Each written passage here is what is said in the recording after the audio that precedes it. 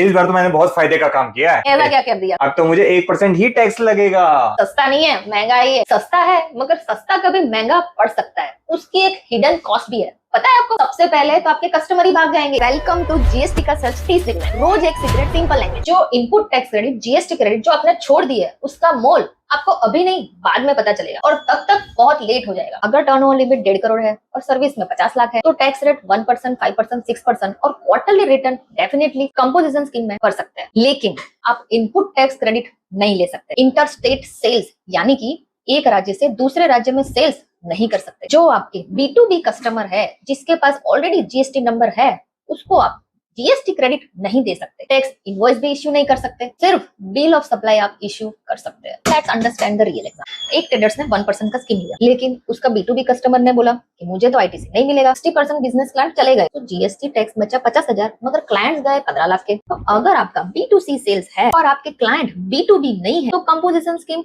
Smart decision है। तो ये स्कीम लेने से पहले अपना क्लाइंट बेस्ड डेटा चेक करिए कि B2B है या B2C है, डायरेक्ट रिटेल कस्टमर है या जीएसटी नंबर वाले कस्टमर है। उस हिसाब से स्कीम सिलेक्ट करिए। कल का जीएसटी सीक्रेट, जीएसटी वाले आपके ऑफिस आएंगे तो क्या करेंगे? आप क्या बचाएंगे, क्या दिखाएंगे, कैसे मैनेज करेंगे, क्या क्या पूछ सकते हैं, क्या क्या चेक कर सकते हैं, पता है आपको? फॉलो